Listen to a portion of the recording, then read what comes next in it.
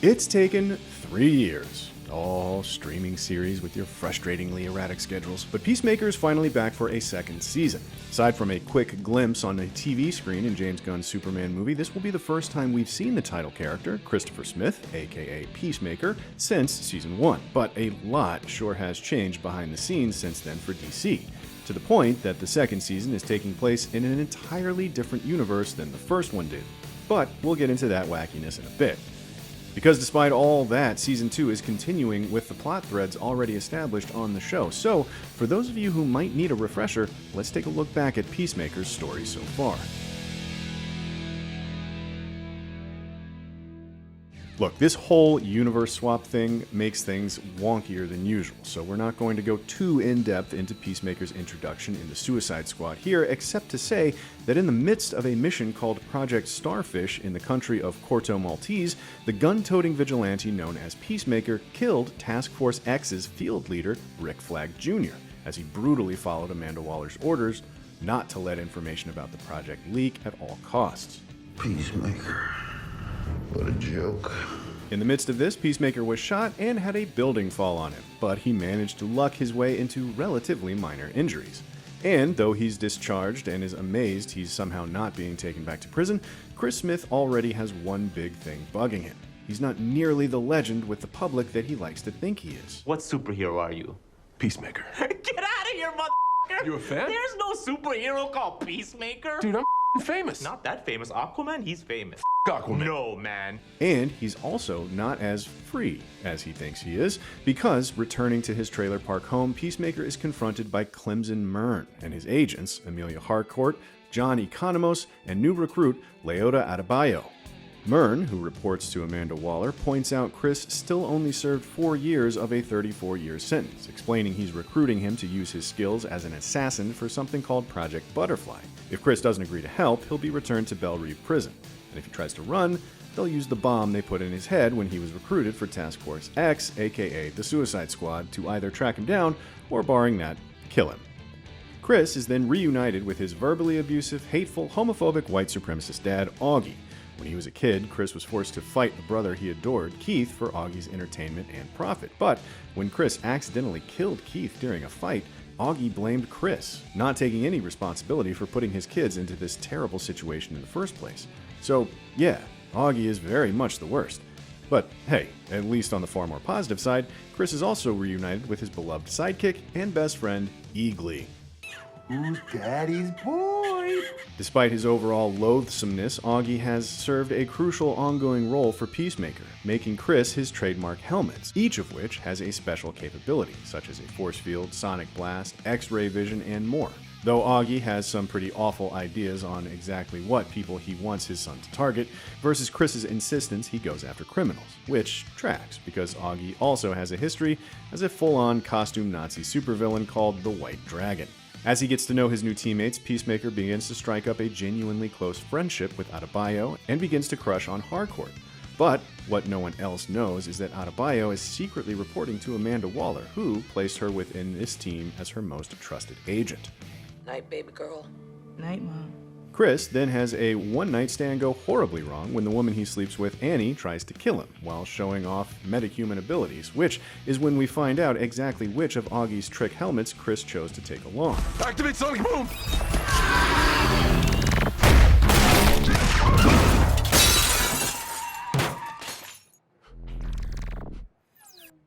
Chris realizes Annie was one of the so-called butterflies Murn wants him to go after, and she tried to kill him because he stupidly had the dossier for this assignment with him in her apartment, which she read.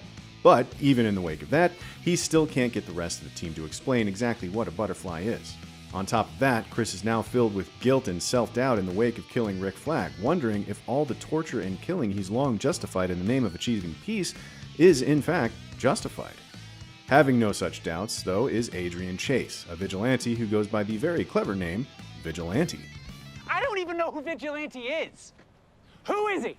A goofy and awkward sociopath who has zero qualms about killing anyone he deems a criminal and who desperately idolizes Chris, projecting onto him a closer friendship than they've ever had. Still, Vigilante proves to be a good way for Chris to let off some steam, in more ways than one.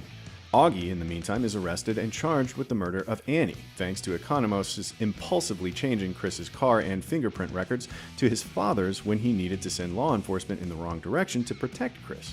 But in jail, Augie has no trouble quickly finding a hate-filled new friend group, thanks to his history as the White Dragon.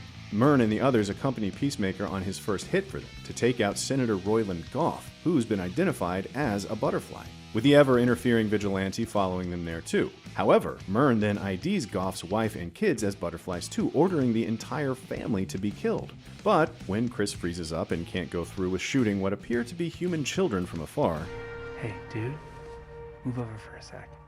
Vigilante steps in, killing the wife and kids with zero hesitation, only for Goff himself to be saved by the intervention of his bodyguard, the deceptively diminutive Judo Master, who quickly shows what a threat he is by absolutely wiping the floor with Harcourt, Peacemaker, and Vigilante.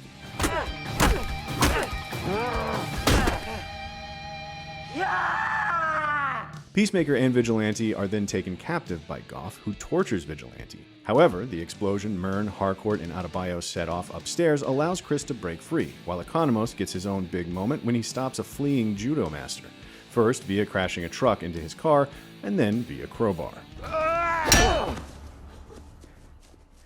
While Chris finally learns why Project Butterfly has the name it does when Goff's blown-apart face turns out to have a still living inhabitant.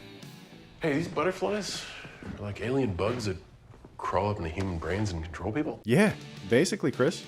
Adebayo tries but fails to stop Chris from visiting Augie in jail, warning him that Augie is not a good guy underneath at all, no matter how much Chris tries to convince himself he's changed, something Augie is all too eager to prove Adebayo right about. I saw you come out of your mother's. I should have slit your throat then and there.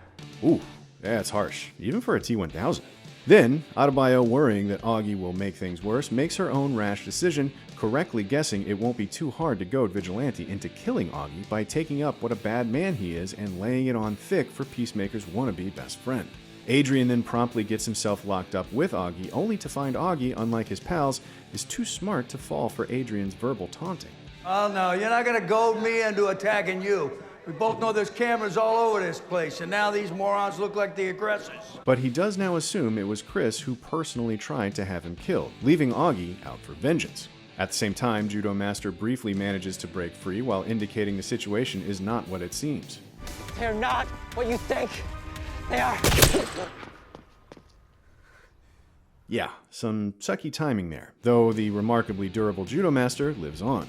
But Chris has had his own questions about the butterflies he still wants answered. As it turns out, he didn't actually kill the one that came out of Goff's head, as he claimed, but rather captured it and took it home.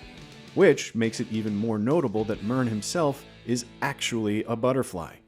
The group go on a mission to investigate a bottling company they've learned are processing the raw amber that is the butterfly's only source of food. They discover the place completely controlled by butterflies, who they battle and eventually defeat in various violent ways. This mission also proves to be an integral one for bonding the group, beginning with ending the constant antagonism between Economos and Chris, which finally calms down after the two bond over a shared love of the band Hanoi Rocks. They're the original glam metal. They started it all. Leather, teased hair, spandex. With Economos revealing he has a tattoo that reads 11th Street Kids.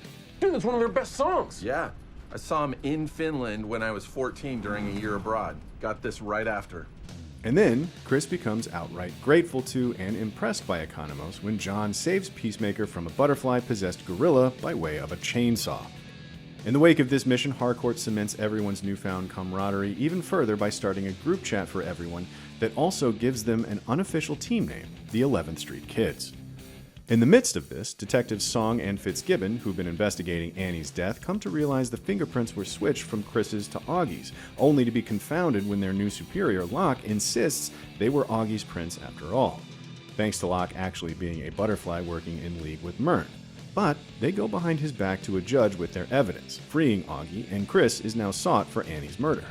Adebayo, meanwhile, begins to feel overwhelmed as her relationship with her wife, Kia, becomes strained by the secrecy of her new job, and then feels immense guilt when she plants a fake diary inside Chris's trailer at Waller's orders. Things then escalate even further for her when playing around with Chris's X-ray vision helmet leads her to discover the truth about Murn.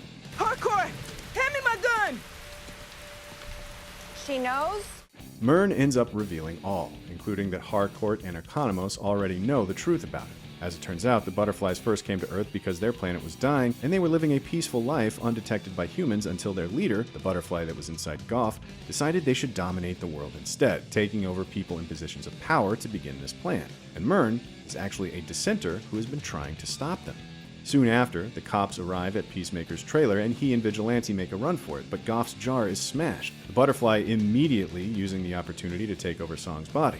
She in turn leads a horde of butterflies to take over the entire Evergreen police department, not to mention all the prisoners in the adjoining jail, including Locke, with a different butterfly, loyal to Goff, now occupying his body. In the wake of this, the butterflies also use the diary Adebayo planted to make Chris public enemy number 1, as its contents easily make him sound like a lunatic obsessed with an imagined alien invasion, who they are able to blame numerous deaths on. Thanks to tracking devices Augie's put in Chris's helmets, Chris, Adrian, and Economos are attacked by Augie and his neo-Nazi followers. Yep, that's a goddamn flying Nazi, with Augie intent on killing his son. In the ensuing fight, Augie makes sure everyone really want him extra special dead. With Adrian saving Chris from Augie and Economos in turn saving Adrian from Augie's followers, Chris then finally takes out his piece of crap dad. Whether or not I kill you, you'll never be able to get the away from me. Though the weight of that hits him hard. During all of this, the butterfly-possessed cops come for Murn's team, and Murn sacrifices himself for Harcourt and Adebayo. But wait, that was a body shot. So the butterfly inside Murn should still be fine, right? Oh, crap. Yep, this is when James Gunn pulls his magic trick and makes us feel genuinely sad over a little alien bug dying. Bastard. Oh man, no, he touched her finger with his little hand before he died. But there's little time to mourn, because after Harcourt and Adebayo fight the ever-escaping judo master once again, and the two mend fences over Adebayo's regretful double agent status for Waller, they reconvene with others as Harcourt takes charge of the team. Also, Eagly is okay, everyone. He's okay. And Adebayo gets to see Eagly hug Chris. The team's new do-or-die mission is the one Murn told them to accomplish with some of his final words. Yeah, that's right, he just said kill the f***ing cow. Because they have to eliminate the butterfly's food source, a massive alien creature that is milked in order to create the amber the butterflies need to survive. And they have to do it quickly before the butterflies finish a teleportation device to send the cow to a far-off location. During the battle against the butterflies, the 11th Street kids give their all, with some serious injuries received along the way, some in ways notably courageous and badass, some less so. By the time Chris gets inside the barn to kill the cow, there are only two butterflies left, Goff and Locke, which is when Goff gives Chris some new insight into what's occurring, explaining that the reason the butterflies decided to take over the planet was not out of a lust for power, but because they could see humanity going down the same self-destructive road the butterflies had on their home planet. And they believed they could save humanity in the long run if they could manipulate them from within. She begs for Chris to truly be the Peacemaker and help her get the cow to safety, but though he seems to consider the idea, he ultimately decides to stop them. Activate human torpedo. Using Adebayo wearing his torpedo helmet as a weapon to kill the cow. While he kills Locke and eliminates Song's human body, leaving Goff as the last butterfly, but now lacking a food source to survive much longer. In the aftermath, with Chris carrying the badly injured Harcourt, the group encounter the freaking Justice League. Well, most of them, at least, as they are chastised by Chris for showing up too late to help. Though really, he should chastise them for creating the one big continuity problem for Peacemaker Season 2 to deal with. You see, Season 1 was produced as part of the old DCEU, aka the DC Extended Universe. You know, the place where there was a Justice League, and they looked like this. While it is a bit weird to say Peacemaker Season 2 is now set in this brand new DCU that's just getting started with Superman, since this means this brand new reality's Peacemaker and his friends not only look the same as the previous version, but have the same basic history from the old universe, it mostly works because of how self-contained the show already was in its first season. Except for that goddamn Justice League cameo. Because James Gunn has firmly said there is no Justice League in the DCU yet, and on top of that, Aquaman and the Flash shouldn't look like Jason Momoa and Ezra Miller in this new universe, even though those actors cameoed in Peacemaker Season 1. But for what it's worth, here's what Gunn told IGN while promoting the actual official debut of the new DCEU prior to Superman, his animated series Creature Commandos. The truth is, almost all of Peacemaker is canon, with the exception of Justice League appearance. You're late, you dickheads. Which we will, kind of deal with in the next season of Peacemaker. So we'll see what he means by that. Perhaps in Peacemaker Season 2, we see this moment play out again, except this time there's no Superman, Wonder Woman, Flash, and Aquaman popping up. Maybe that just didn't happen at all. Or it's another group of tardy superheroes from the new DCU. Putting that multiversal headache aside for now, the final moments of Peacemaker Season 1 found Adebayo and Chris mending fences for her betrayal with the diary, as he told her that besides feeling humanity should be allowed the chance to try and fix their own mess for themselves, his main reason for not helping the butterflies was realizing that doing so would doom Adebayo and their other friends. In the wake of this, Adebayo decides to make amends by going public with the entire truth about what's been going on, not just about Project Butterfly, which clears Chris's name, but also about her mother's longtime secret use of prisoners for Task Force X, effectively putting an end to Waller's Suicide Squad project. Though, as Creature Commandos showed, the crafty Waller has quickly pivoted by using non-humans in her new Task Force M. In the days that follow, as Harcourt slowly works to mend her damaged body, a distraught judo master discovers all that remains of the butterflies.